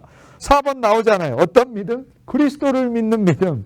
그리스도와 그리스도를 통해 나타나신 하나님이에요. 그리스도와 그리스도를 통해 나타나신 하나님. 오늘날 우리가 하나님을 믿는다면서 하늘의 하나님을 믿는 신앙이라면 우리는 진정한 의미의 기독교인 아니에요. 여기 유대교인, 여기 세 종류의 한 사람이에요. 이방인이나 웨슬레이 이야기하자면 마귀과든지 이방인과든지 예수님의 실패하는 제자과든지 세 과 중에 하나예요. 우리는 하늘에 계신 하나님 믿는 게 아니라 하늘에 계신 하나님이 혈과 육이 되셨다는 게 뭐예요? 나에게 참여하셨다는 거 아니에요. 나한테 왔다는 거 아니에요. 혈과 육이 가진 모든 문제를 사로잡으러 오셨다는 거 아니에요. 하늘에 계신 하나님이 육신이 되어 이 땅에 오시고 이 땅에 오셔서 모든 것을 성취하시고 이제는 어디까지 더 안으로 들어오셨어요? 내 안까지 들어오셨다는 사실을 그거를 믿는 거예요. 하늘에 계신 하나님이 아니라 내 안에 하늘을 가지고 오신 그리스도라는 하나님을 믿는 신앙이 기독교예요. 그리스도. 그래서 유대교의 아류가 너무 많습니다. 우리나라에. 그래서 웨슬레가 뭐라고 얘기합니까? 주님이 이 세상에 계시던 때 4번 그리스도를 믿는 믿음이며 그리스도와 그리스도를 통해 나타나신 하나님이 믿음의 바른 대상입니다. 이런 점에서 이 믿음은 고대나 현대 이교도들의 믿음과는 절대적으로 다릅니다. 마귀의 믿음과도 달라요. 구원의 믿음은 단지 추론적이고 이론적이고 차갑고 생기 없는 동의나 머릿속의 관념 체계가 아니고 마음의 성향, 즉 우리 마음속에 하나님이 일으키시는 기질이기 때문에 그래요. 하나님은 우리 마음을 정말 하나님을 믿을 수 있도록 바꿔주시고 변화시켜 주신다는 거예요.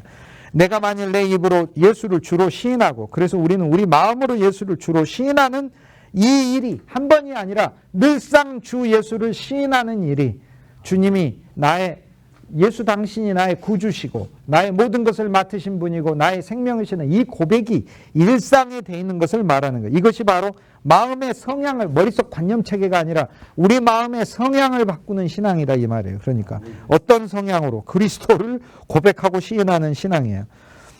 주님이 그를 죽은 자 가운데서 살리신 것을 믿으면, 그를 살렸다는 것은 내 의가 되시고 그분의 부활 안에 내가 부활했다는 것이 아니에요.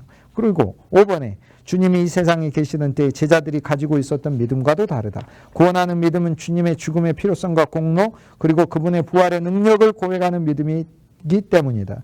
주님의 죽음이 영원한 인간의 영원한 죽음을 대속해 줄 수 있는 유일하고도 충분한 수단이라며, 이게 얼마나 엄청난 말이냐면, 이게 쉬운 말인 것 같은데 이런 말이에요. 여러분, 우리가 진짜 그리스도의 죽음이라는 게 나의 영원한 죽음을 대속시키기 위해서 내가 죽어야 될 죽음을 그리스도가 영원히 죽어버리신, 그리스도의 죽음은 만물을 창조하신 분의 죽음인데, 그 죽음에 나의 영원한 죽음조차도 아주 점 하나에 불과할 정도인데 왜 안 들어가 있겠어요? 그러니까 그분의 죽음 안에 나의 영원한 죽음은 들어가 버린 거예요. 그분의 죽음 안에 나의 영원한 죽음은 포함되어 있다면 우린 죽음이 있어요, 없어요? 그러니까 없어요. 없어요. 우리가 눈을 감는 것은 육신이 눈을 감는 거지 죽는 게 아니에요. 하나님의 영원한 생명의 실제 안으로 들어가는 것이지. 그분의 죽음 안에 나의 모든 죽음이 들어가 버렸다니까. 그 죽음에 나의 모든 죽음이니까 나의 염려의 죽음, 나의 절망의 죽음, 나의 근심의 죽음도 실은 그 안에 들어가 있어요. 그래서 그리스도의 죽음의 비밀을 보는 것이, 이것이 놀라운 거예요. 그래서 그분의 죽음 아래 나의 영원한 죽음을 대속, 내 자리 위에서 그분이 죽으심으로 나의 죽음이 그분의 죽음 안에 들어가 버렸어요. 그래서 예수님이 당신을 믿는 우리들에게 영원한 생명을 주신 게 한 면인데, 그분의 죽음 아래 내 죽음을 넣어버려서 내 죽음을 끝내버렸기 때문에 그리스도인들에게 죽음을 없게 만드신 게 또 다른 면이에요. 이게 예수 그리스도가 하신 일이에요. 그걸 믿어야 된다 그 말이에요. 그러니까 십자가를 보고 예수님이 혼자 죽은 걸로 믿는 것처럼 어리석은 기독교가 없어요. 거기 내가 죽었어요. 나도 죽고 모두 죽었어요. 나의 죽음도 죽었어요. 나의 저주도 죽고 슬픔도 죽고 염려도 죽고 불행도 죽고, 이제 점점 우리는 믿음의 그 크기를 더 확대해야 되는 거예요. 그리스도의 죽음 아래. 그냥 나도 죽었어요. 타고난 나의 자신 없는 나도 죽었고, 어리석은 나도 죽었고, 진짜로 죽었어요. 내 안에 그리스도만 사신다. 이게 이제 실제적 믿음이라는 거예요. 주님의 부활이 생명과 영원한 생명으로의 우리 모두의 회복이라는 것을 고백하는 믿음. 이거 얼마나 엄청난 말입니까? 그리스도가 부활하여 우리가 다 그분과 함께 새로워졌고, 나의 모든 것이 그리스도의 부활 안에서 회복했다는 믿음이요. 아멘. 요 믿음이 날 살린다는 거예요. 요 믿음이. 그러면 우리는 솔직히 생각해 봐야 돼요. 나는 사실 그런 정도까지 그리스도를 믿는가? 근데 안 믿어진다면 여기면 돼요. 성경은 여기라고 그러니까 그냥 여기는 거예요. 믿음은 여기는 거예요. 로마서 6장 11절. 죄에 대하여선 죽은 것으로 여기고 하나님에 대하여는 산 자로 여기라. 그게 답이에요. 일단 여기는 거예요. 그냥 여기는 거예요. 하나님은 여기는 믿음을, 아브라함이 몸이 죽은 것 같이 되었지만 하나님이 약속을 주었지 않습니까? 그때 아브라함은 여겼잖아요. 하나님이 이루실 것을 여겼잖아요. 그러니까 하나님도 여겼잖아요. 아브라함을 의롭게 여겼잖아요. 그래서 이 교환이 이루어지는 거예요. 그리스도의 부활이 우리의 주님의 부활이 생명과 영원한 생명으로 우리 모두의 회복이라는 사실을 고백하는 믿음이에요. 우리가 범죄한 것 때문에 죽음에 내어줌이 되어서, 죽음에 그분이 죽었으니까 모든 것을 이루시고 갚으셨고, 또한 우리를 의롭다 하시기 위해 살아나셨다라는 것을 고백하신 거예요. 그래서 그분은 우리를 지금도 의롭게 하고 계셔요. 그러기 위해서 살아나셨다는 거예요. 아멘. 예수님이 부활하셔서 나 의롭게 하시려고 살아나셨다고. 그래서 아멘. 주 예수를 영접한 내 안에서 나를 계속 의롭게 하고 계신다고요. 아멘. 그래서 그리스도교적 믿음은 단지 그리스도의 복음에 대한 동의만이 아니에요. 그리스도의 피에 대한 전적인 의지. 예수의 피가 나를 온전히 구속했고, 그 피가 씻고 있고, 그 피가 말하고 있고, 그 피가 역사하고 있고, 피에 대한 전적인 의지. 그분의 삶과 죽음, 여기서 삶이 아닌 생명, 그분의 생명과 죽음, 부활, 공로에 대한 신뢰, 그분이 이루신 것에 대한 신뢰, 전적인 신뢰. 우리를 위해 내어주시고, 우리 안에서 살고 계시고, 우리의 대속이 되시고 우리의 생명이 되시는 그분께 기대는 믿음. 이게 구원받는 믿음이라고요. 이게 엄청난 거죠. 하나님으로부터 나와서 우리에게는 지혜가 되시고 의로움이 되시고 거룩함이 되시고 구속함이 되신 이 네 개 모든 것이 되신, 한마디로 우리의 구원이신 그리스도와의 계약 체결, 그분과의 결합을 믿는 믿음이, 그분과 내가 영원히 연합이 돼서 하나 되었다라는 것을 믿는 믿음이 구원받는 믿음이다. 이게 웨슬레가 회심하고 나서 한 첫 설교예요. 이게 이 설교의 진정한 의미를 사실 정말 깨달아야 될 필요 있어요. 오늘날은 유대교 아류로 믿고 있는데 우리 신앙에서도 가차없이 그리스도께서 요한복음에서 계속해서 유대교를 얘기하고 누가복음에서 계속해서 율법사와 바리새인을 뭐라고 하듯이 몰아내버려야 돼요. 가차없이 몰아내고 새로운 생명으로 그리스도를 만나고 우리 안에 새로운 구주로 그리스도를 만나고 그분이 이루신 모든 공로 아래서 나의 존재를 새롭게 자리매김하는 진짜 기독교가 서야 하는 거예요. 이게 얼마나 감사해요. 하늘에 있는 하나님 믿는 게 아니라 그 하나님이 내려오셨다니까 나하고 함께 사시고 나를 돌보고 계시고 얼마나 감사해요. 얼마나 놀랍습니까? 만입을 가지고 다 찬송해도, 입이 10,000개 가지고 다 찬송해도 부족하는데 그래도 부족하 되잖아요. 근데 1개 가지고 충분히 찬송하려면 어떻게 되겠어요? 진짜로 부족한 거죠. 그건 말할 수 없는 거죠. 자, 이제 율법을 뛰어넘는 차원을 한번 얘기해 보겠습니다. 이제 죄와 의에 대해서 얘기를 해볼게요. 죄와 의.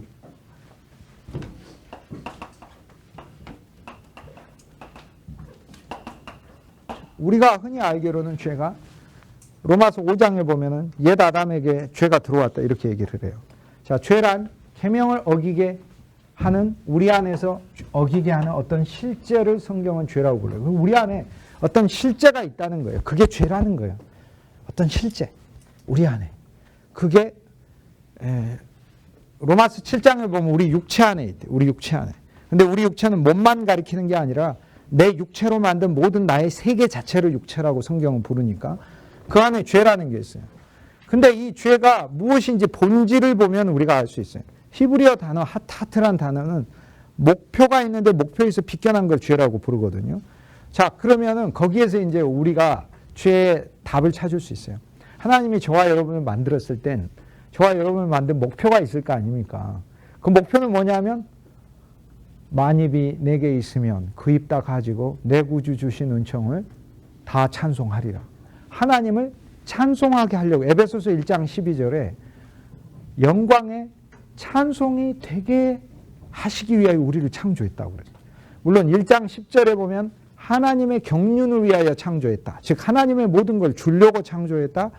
1장 11절에 보면은 하나님 안에서 그리스도 안에서 모든 것을 그리스도로 다 통일시키려고 창조하셨다. 왜? 하나님은 온 우주에 그리스도 외에는 사랑하는 이가 없어요.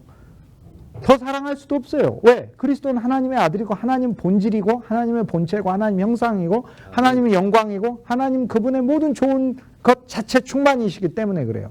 그러니까 하나님은 우리를 창조하시고 우리를 사랑하려면 우리를 그대로 내버려 두시면 적어도 그리스도만큼 사랑하는 존재는 안 되는 거예요.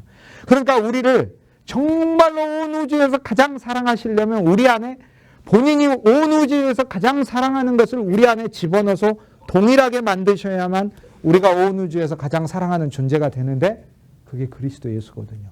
그러니까 인간을 창조하시고 그리스도 예수라는 존재를 우리 안에 가득 넣으셔서 하나님께서는 그리스도 예수와 영원 세계 아래서 하나님의 존재 아래서 영원한 교제를 그분이 가지고 계셨듯 우리하고도 영원한 교제가 인간으로서는 안 되니까 우리 안에 그리스도를 충만하게 하셔서 하나님 안에 온전한 연합을 그리스도를 통하여 이루시고자 하는 게 하나님의 목표고 하나님의 첫 번째 의도였어요. 그러니까 여기서 빗나가는 걸 죄라고 불러요. 이제 더 쉽게 얘기해 볼게요. 하나님 우리를 통해 쉽게 얘기해서 찬송받고 영광받기 위한 목적도 있어요. 그러니까 우리는 하나님을 찬송하기 위해 태어난 거예요. 우리가 내 인생의 목적을 발견하면 진짜 할렐루야 아멘이에요. 야, 나는 왜 태어났나? 전 그제서야 알았어요. 나는 왜 태어났나? 내 입은 왜 있는가? 나는 구주 예수를 찬송하기 이 입이 만들어졌다는 사실을 알았어요. 그런데 그동안 이 입을 가지고 너무 잘못된 데 많이 사용을 했어요. 이 입을 가지고 내 구주를 찬송하는데 하나님이 내 입을 만들었는데 그것이 내 입이 만들어진 목적인데 이 입으로 너무나 많은 불평과 불만과 불신과 교만의 언어들을 표하고 남들을 미워하고 저주하는 데 사용했었어요. 하나님이 내 눈을 왜 만들었는지 몰랐는데 이 눈으로 그리스도 예수를 보게 하시고 그리스도 예수가 나타난 말씀인 하나님의 말씀을 보게 하고 그러게 하기 위해서 그리스도를 보게 하기 위해서 만들었어요. 그래서 형제를 보았을 때도 그가 그리스도로 보이고 그 안에 있는 그리스도를 봐야 되는데 그 안에 있는 새 사람이신 그리스도 예수는 안 보이고 그의 옛사람만 가득 보이는 식으로 내 눈을 사용했었어요. 그러니까 나는 나의 존재의 목적이 무엇인가를 모르고 살았다 이 말이에요. 오랫동안. 그런데 하나님이 내 눈을 만든 것은 그리스도를 보기 위한 거고 내 코를 만든 건 그리스도의 향기를 맡으라고. 그래서 나는 어디든지 다니면서 사람에게서 저 사람이 아무리 예다담의 냄새가 많이 나도 그 냄새 맡기는 쉽잖아요.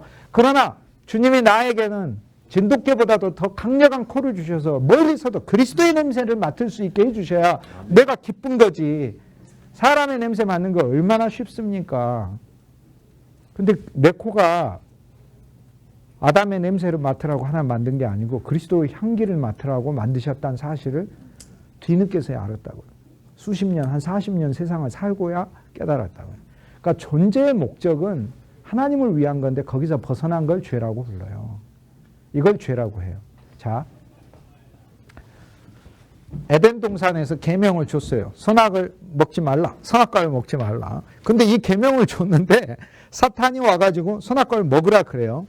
자, 여기서 우리는 죄의 비밀을 이제 밝히고 알고 가야 됩니다.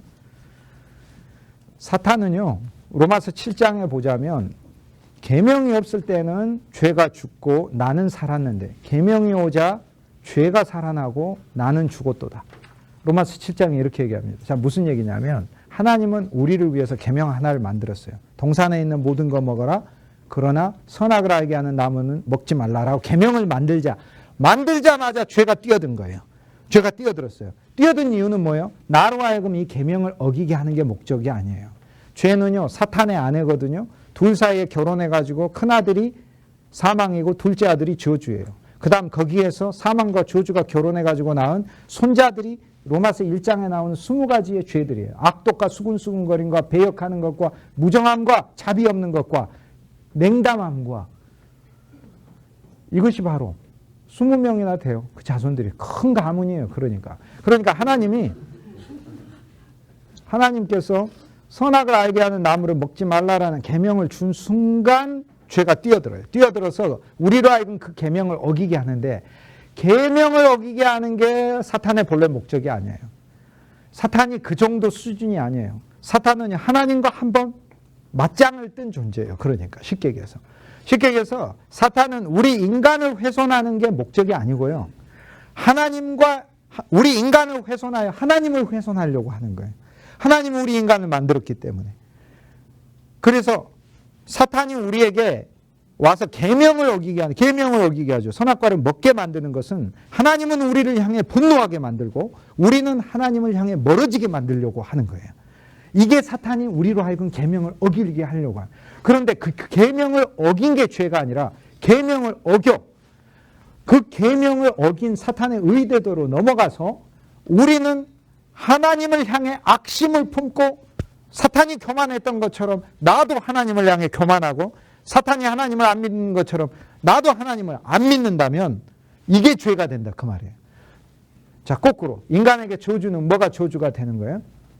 계명을 어김으로 저주가 되는 게 아니라 계명을 어긴 인간에게 하나님이 다가와서 너는 결단코 살아날 길이 없다. 정령 죽으리라 선고해 버리는 게 이게 저주인 거예요. 그래서 사탄이 의도한 것은 죄와 저주예요.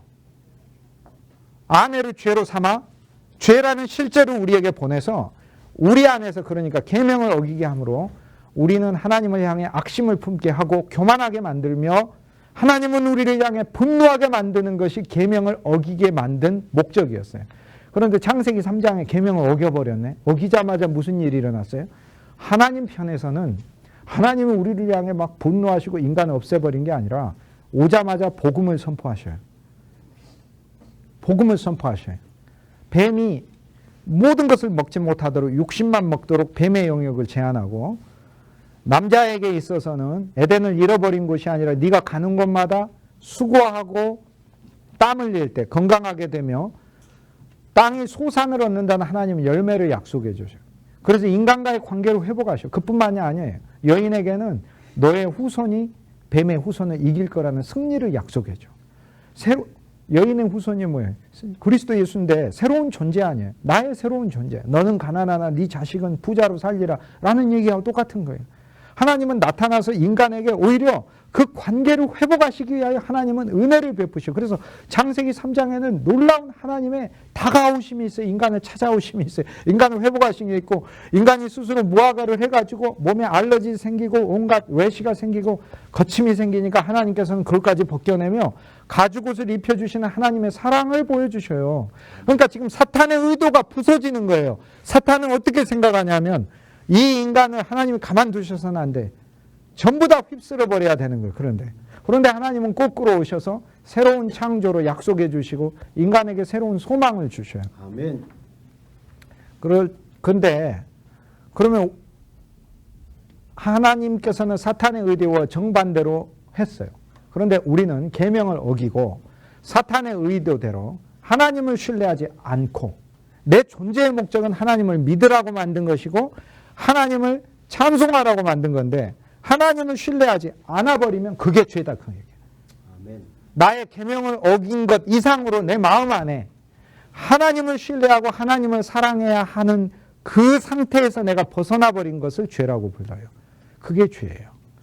자, 이제 진짜 더 쉬운 얘기로 해볼게요. 나한테 환난이 왔네요. 내가 하나님 믿었지만 하나님 날 사랑 안 하시는 것 같아. 그래서 내 마음에 하나님의 나에 대한 축복과 은혜, 그 약속에 의심이 들면 그게 죄 짓는 거라고요. 그게 왜? 나하고 하나님을 멀어지게 하는 나의 존재의 목적은 나의 하나님을 찬송하고 하나님께 경배하고 하나님을 신뢰하는 것이 나의 존재의 목적인데, 그 목적에서 멀어지는 것을 죄라고 부른다. 그 목적에서 빗나가는 걸 죄라고 불러. 그러니까 죄 짓는 삶이 뭐예요? 매일 하나님을 불신하는 게 죄 짓는 삶. 그러니까 죄라는 것을 진짜 우리가 행위로 줄여가지고 최소로 생각해서 사는 삶을 하나님 앞에 진짜 회개해야 돼요. 뭐가 제일 큰 죄예요? 내 마음 안에 하나님을 내가 진실로 신뢰하지 못하는 게 이것처럼 크나큰 죄가 없다고요. 그게 죄라고요. 그 다음 또 다른 거는 환난이 아닌 경우 다 잘 돼. 뭐 물질도 많고 명예도 있고 다 잘 돼. 근데 교만해요. 그게 죄예요. 하나님을 의지하지 않고 신뢰하지 않고 어떤 일이든지 주님을 기대지 않고 교만해요. 그래서 죄는 안 될 때 불신하고 잘 될 때 교만하고 두 개가 다 죄예요. 이게 죄예요. 이게 죄. 아브라함이 의인이죠. 그런데 아브라함이 15장 2절에 15장 6절에 창세기, 아브라함이 하나님을 여호와를 믿으니 그가 하나님을 믿는 믿음을 의로 여기시니라. 자, 그러면 의의 반대가 죄니까 의인의 반대는 죄인이죠. 그럼 죄인은 뭐 하는 사람이에요? 믿음이 아니라 불신하는 자예요. 그래서 그리스도 예수는 오셔서 십자가의 죽으심으로 첫 언약, 우리의 모든 죄들에 대한 죽음을 지셨어요. 그래서 모든 인간들을 다시 되돌려 놓으셨어요. 이게 그리스도 안에 일어난 놀라운 일이에요. 아멘. 믿는 자든 안 믿는 자든. 근데요, 그때부터 다시 새로운 죄가 시작이 돼요. 어떤 죄죠? 모든 것을 감당하신 주 예수 그리스도를 거부하는 죄가 이제 모든 인간이 저주와 생명으로 가는 기준점이 되는 거예요. 그러므로 이 주 예수를 영접하면 생명이고, 이 주 예수를 영접하지 않는 죄 때문에 모든 인간은 불못으로 가는 거예요. 그래서 마가복음 16장 15절에 믿고 세례를 받는 자는 구원을 얻고 믿지 않는 자가 영원한 형벌과 심판과 저주를 받는 거예요. 그리스도를 안 믿는 자가. 그래서 이 예수 그리스도는 심지어 모든 구원에 있어서도 새로운 기준이 되셔요. 우리가 구원받고 안 받고 하는 모든 것의 기준이 되세요. 그래서 인간이 5만 가지, 100만 가지 선행을 다 했다 하더라도 구주 예수 그리스도 그분을 위해 나라는 존재가 창조되어서 그분을 경배하고 찬송하는 것, 그것이 바로 내 인생의 목적이라는 것을 깨닫지 못하고 그 구주 예수 그리스도를 내 마음 안에 영접하지 못하면 5만 가지 선을 가지고 와도 전혀 구속함을 받을 수가 없는 이 세상의 가장 극악한 죄를 저지르는 거예요. 그 아들 예수 그리스도를 거부하니까.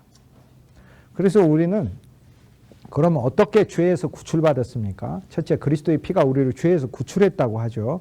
그래서 그 피를 우리가 알면 우리 속에 뭐가 생기죠? 주님을 향한 믿음과 신뢰가 생기잖아요. 믿음과 신뢰가 생기니까 의의가 생겨나잖아요. 죄가 생겨나는 게 아니고 의의가 생겨나잖아요. 그래서 사실상 오늘 적어도 제 클래스에 오신 여러분 진짜 모두는 죄에서 다 구출받은 사람들이에요. 왜냐하면 제가 한 분 한 분들을 이렇게 보면 다 속에 뭐가 있어요? 믿음이 있어요. 없는 게 아니고. 믿음이 있으니까 하나님이 이 믿음을 보고 의로 여기시면서 믿는 일을 우리는 하고 있어요. 그러니까 실은 물론 안 믿죠. 가끔 안 믿죠, 우리가. 근데 늘 안 믿지는 않아요. 우리가 아침에 안 믿고 점심에 안 믿고 저녁에 안 믿을 수는 있는데 그러나 주 예수님이 우리 안에 오셔서 우리는 주님을 늘 배반하잖아요. 항상 배반하는 게 아니고 늘 배반하잖아요. 항상 배반한 상태로 있는 게 그건 저주받은 자고 근데 그렇지 않아요. 우리는 늘 배반한다는 게 뭐예요? 그러니까 친했다가 싹 토라져서 그냥 친했다가 싹 친했다가 이게 배반인 거죠. 그러니까 실은 우리는 한 면에서 주님을 늘 배반하지만 반대로 이야기하면 자주 우리는 주님께 마음을 돌이켜서 또 주님을 바라본다 그런 이야기예요. 이게 반대로 하면 난 날마다 죽노라 난 날마다 부활하노라고 똑같은 말이듯이. 그래서 사실 우리들 마음속에는 하나님께서 인간이 살아날 수 있는 세 가지, 의의가 있어야 되고 믿음이 있어야 되고 생명이 있어야 되는 이 세 가지를 그리스도가 오셔서 우리에게 주시면서 우리 안에 실제로는 믿음이 있는 거죠. 하나님을 신뢰하는 믿음이 있는 거죠. 다. 믿음이 있기 때문에 죄인이 아니다 그 말이에요. 믿음이 있으니까. 하나님이 그렇게 우리 믿음을 크게 보셔요. 진짜로. 진짜로 크게 보셔요. 그래서 기독교는 매일 하나님을 신뢰하는 종교예요. 날마다. 아멘. 나와 함께 하시고 나를 축복하시는 하나님을 매일 신뢰하는 일이지 어떤 교리적인 진술을 지식으로 습득하고 배워가는 그런 차원이 아니에요. 계명을 놓고 지켜가는 그런 일이 아니에요. 진짜 그리스도를 믿는 것은 의로운 일이고 이것이 죄를 이긴 삶이에요. 그러니까 우리는 이제 죄의 어떤 경우, 죄에 지는 게 뭐겠습니까? 너무 근심이 많고 염려할 바가 너무 많네요. 내 마음이 낙담이 돼요. 나를 향하신 하나님의 뜻과 섭리를 내가 의심하게 될 때, 그때 내가 죄에 진 거죠. 그때 죄를 지은 거죠, 실은. 왜요? 불신했으니까. 그러나 우리는 죄를 이겨버릴 수 있죠. 어떻게 이겨요? 찬송하면 되지. 나는 주님을 신뢰합니다. 고백하면 되죠. 아멘. 그리고 찬송하면 되죠. 예수님은 누구신가? 우는 자의 위로와 없는 자의 풍성이며 초한 자의 정함이고 우리 기쁨 대신에 나는 주님을 신뢰합니다. 주를 찬송합니다. 찬송해버리는 순간 내가 믿는 행위가 돼버려요. 그러니까 죄가 부서져 버린 거다 그 말이에요. 그래서 실제 주님은 우리를 죄에서 구출했다는 이야기는 우리 안에 하나님을 근본적으로 불신하는 것이 굉장히 살아있었는데 주님이 이거를 밟아버리셨네요. 그러니까 사실 우리를 자세히 들여다보면 불신이 머리가 밟힌 채 있어요. 그러나 우리 안에 새로운 생명인 그리스도가 우리가 하나님을 사랑하고 좋아하고 신뢰하게끔 우리 안에 주님이 만들어 놓으신 믿음이 들어와 있는 것을 우리는 볼 수 있어요. 그래서 이 들어와 있는 이 믿음을 하나님의 말씀을 통하여 믿음은 들음에서 나니까 더 자라나니까 들음은 하나님의 말씀이고 그리스도의 말씀이고 그래서 이 믿음의 성장이라는 것은 결국에 날 사랑하시는 그리스도의 말씀, 복음 이거를 통하여 자라나는 것이죠. 그러니까 우리는 이제 죄를 이기는 삶을 오늘 배웠습니다. 죄를 이기는 삶은 구주를 찬송하는 순간 이겨버렸어요. 자, 이제 의의 개념을 볼까? 의의는 옳다는 거예요. 그럼 뭐가 옳아요? 예를 들어서 하나님이 이렇게 우리를 보면서 너 오라, 너 틀렸어, 너 오라, 너 틀렸어, 너 오라, 너 틀렸어, 너 오라, 너 틀렸어, 너 오라. 그럴 때 이제 우리는 딱 갑자기 손을 들고 하나님한테 물어야죠. 제가 예를 들어 제가 그리스도라면 이렇게 하면서 너 오라, 너 틀렸어, 너 오라, 너 틀렸어, 너 오라, 너 틀렸어. 계속 그러고 있으면 우리 손 들어서 물어야 돼요. 주님께. 뭐를 기준으로 옳고 틀렸다 그러십니까? 그러는데 뭐가 틀렸는데요? 그러면 뭐 예수님이 너는 잘생겼고 너는 못생겼고 너는 잘생겼고 못생겼고 잘생겼고 그 얼굴의 기준이다. 그게 아니고 뭐를 기준으로 한 겁니까? 물어야죠. 믿음이요, 믿음. 믿음이 없으면 틀렸다고 그러시는 거죠. 믿음이 없으면. 그런데 믿음이 없어도 이 믿음은 내가 만드는 게 아니고 믿음을 선물하셔요. 또 그리스도가. 이게 복음이에요. 그러니까 주님은 얼마나 놀라운지 몰라요. 없는 자에겐 선물하시고 선물한 자는 더 커지게 하시고. 그런데 믿음은 하나님의 은혜를 믿는 믿음이니까 은혜를 주셔서 더 믿음을 조성하셔요.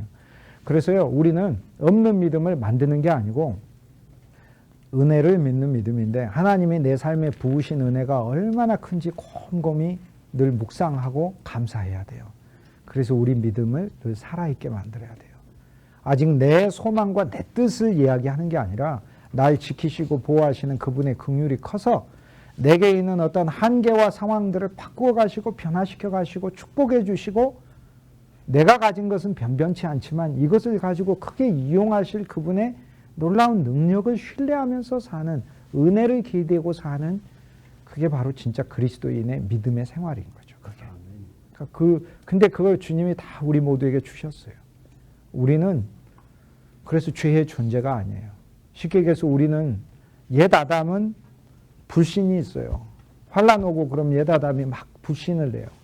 잘 돼서 교만이고 안 돼서 불신이에요. 그런데 둘 다 죄죠. 근데 우리는 그리스도의 십자가에서 내가 죽었다는 믿음을 이미 가졌기 때문에 우리 안에 그리스도만 사신다는 믿음이 있기 때문에 이 믿음을 통하여 또 하나님을 신뢰하면서 다시 살아나는 거예요. 그러니까 우리는 의된 삶을 사는 거예요. 그러니까 의가 옳다는 거예요. 그러니까 하나님이 네가 지금 옳은 일을 하고 있다라고 얘기를 하는 거죠. 우리의 옳은 일이 뭐겠어요? 우주적으로. 인간들의 옳은 일은 하나님을 신뢰하고 믿는 일이 되는 것이죠. 이게 죄와 의의 차이입니다. 죄와 의의 차이. 누가복음 10장에는 예수님이 70명을 딱 파송합니다. 그런데 그리스도에서는 이 70명을 파송하면서요. 귀신을 쫓아내는 권세를 주고 파송하셨어요. 그래서 70명이 돌아와서 주여 우리가 주의 이름으로 말하며 귀신들도 악령들도 복종합니다라고 얘기를 해요. 진짜요. 주님이 우리에게 그런 권세를 주셨어요. 진짜로. 그래서 우리는 귀신들이 우리를 어쩌지 못하는 존재예요. 그리고 귀신은 더럽히는 거잖아요. 귀신이란 말 자체가. 귀신이 우리를 더럽힐 수가 없어요. 마귀는 우리를 참소하는 건데 참소할 수가 없어요. 왜 귀신은 우리를 못 더럽히냐면 거룩 자체이신 그리스도를 우리는 소유하고 있기 때문에 그래요. 아까 웨슬레 설교인 것처럼. 귀신은 다른 이름이 마귀잖아요. 참소하고 집어던지는 자, 너 죄인이다, 너 더러운 자다 막 이러면서 저주받을 자다. 그런데 나보다 저주를 더 받을 자가 귀신인 거예요. 그러니까 귀신하고 나하고 만나면 재밌어요. 걔가 막 나보고 너 죄인이다 막 그러고 그래. 그럼 제가 야 네가 더 죄인이다. 그래. 네가 심판이 크겠냐 내가 심판이 크겠냐 이렇게 돼. 이게 맞서는 거예요. 그러니까 마귀를 대적하라. 대적하는 거예요. 그게. 상상할 수 없을 정도로 엄청난 권세를 우리 그리스도인들에게 주님이 이미 주셨어요. 그래서 70인을 보내는데 예수님이 누가복음 9장에 예수님의 출애굽을 모세하고 엘리야하고 얘기하시잖아요. 그래서 12를 누가복음 9장에서 보내시고 예수님의 출애굽이 모세가 이스라엘 백성을 이끌고 광야에서 엘림이라는 곳 마라를 거쳐 엘림에 왔을 때 엘림에 12 샘물이 있었고 70그루 종려나무가 있었듯 12 제자를 샘물처럼 그리스도의 샘물로 옛날 구약은 뭐예요? 샘물로 데려왔고 신약은 뭐예요? 얼마나 힘들어요. 예수님이 하늘에 있으면서 우리 보고 올라오라고 그랬습니까? 그게 아니라 예수님 내려오셨잖아요. 하나님이 내려왔는데 천사의 모습으로 내려와서 막 신비하고 다니는 그런 게 아니라 우리의 혈과 육이 되셨다는 게 우리의 혈과 육에 관련된 모든 문제를 다 경험하시고 아시고 체험하시고 이분이 모든 것을 이해하시고 맡으셨다는 뜻이잖아요. 이거를 다 해결하신다는 거죠. 얼마나 감사해. 되셔가지고 해결하셨으니 내가 되신 거 아니에요. 혈과 육이 되셨으니. 그 하나님이 여기와 계시고 여기와 계신 거 아니에요. 얼마나 감사해요. 그런데 그분이 이렇게 내려오셨듯 구약에서는 백성을 이끌고 12셈으로 데려왔다면 이제는 거꾸로 당신의 12제자를 12셈이 되게 해서 세계로 보내고 12제자와 더불어 다른 70명을 또 양육하셔서 종려나무로 이스라엘 백성들을 데려왔듯 이제는 종려나무로 70그루를 세계에 보내는 거죠.